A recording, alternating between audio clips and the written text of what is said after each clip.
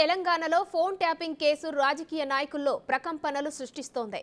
ఎప్పుడు ఎవరు అరెస్ట్ అవుతారనే గుబులు రేపుతోంది. ఈ కేసులో అరెస్ట్ అయిన ప్రధాన నిందితులు రాజకీయ ప్రముఖుల ప్రమేయాన్ని పూసగుచ్చినట్టు చెప్పడమే ఈ పరిస్థితికి కారణం. మరోవైపు ఆంధ్రాలో కూడా ఫోన్ ట్యాపింగ్ రచ్చ ఎన్నికల వేడిని మరింత పెంచుతోంది.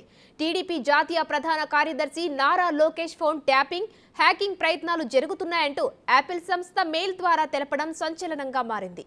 ఇది వైసీపీ ప్రభుత్వం పనేనంటూ టీడీపీ నేతలు అగ్గి మీద గుగ్గిలమవుతున్నారు.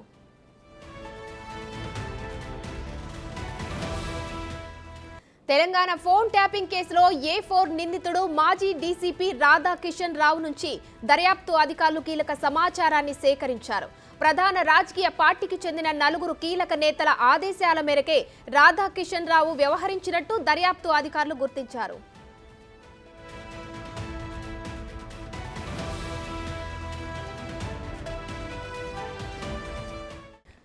తెలంగాణలో సంచలనం సృష్టించినటువంటి ఫోన్ ట్యాపింగ్ వ్యవహారం ప్రస్తుతం ఏపీకి కూడా పాకింది. అక్కడ నారా లోకేష్ ఫోన్ ట్యాప్ అయినట్టు కూడా ఆయన యూజ్ చేస్తున్నటువంటి యాపిల్ సంస్థ నుంచి కూడా మెసేజ్ అందింది. దీనిపై మరిన్ని డీటెయిల్స్, ఈ ఫోన్ ట్యాపింగ్ కి సంబంధించి మరిన్ని డీటెయిల్స్ మా ప్రతినిధి సురేష్ లైవ్ లో అందిస్తారు. సురేష్, చెప్పండి. ప్రస్తుతం కేవలం తెలంగాణలోనే ఫోన్ ట్యాపింగ్ వ్యవహారం మనం చూస్తున్నాం. గత కొన్ని రోజులుగా ఒక సంచలనమే సృష్టించింది. ఇప్పుడు ఏపీకి కూడా పాకింది. అసలు ఈ ఫోన్ ట్యాపింగ్ వ్యవహారానికి సంబంధించిన డీటెయిల్స్ ఏంటి?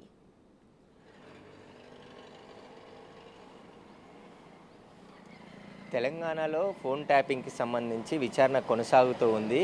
గతంలోనే ఇక్కడున్న ప్రణీత్రావు టీం ఏపీ గత ఎన్నికల సమయంలో జగన్మోహన్ రెడ్డికి కూడా సహకారం అందించారని చెప్పేసి కూడా ఆరోపణలు ఉన్న నేపథ్యంలో అక్కడ కూడా ఫోన్ ట్యాపింగ్లు జరిగినట్టు తెలిసింది. అయితే తెలంగాణలో రాధాకిషన్ రావు కన్ఫెషన్ సంబంధించిన రిపోర్ట్లో చాలా కీలకమైన అంశాలు వెల్లడించడం జరిగింది. ఆయన కస్టడీలో చెప్పిన విషయాలన్నిటిని కూడా కోర్టులో సీల్ కవర్లో అందించారు.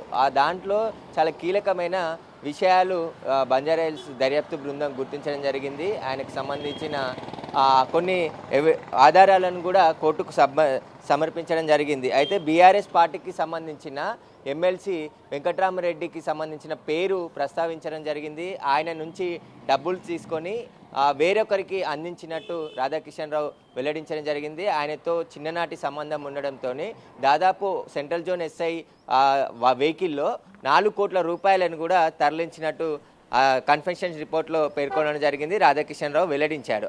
ఆ డబ్బులన్నీ కూడా గత ఎన్నికల్లో బీఆర్ఎస్ పార్టీకి సంబంధించిన క్యాండిడేట్లకి చేరవేసినట్టు చెప్పడం జరిగింది.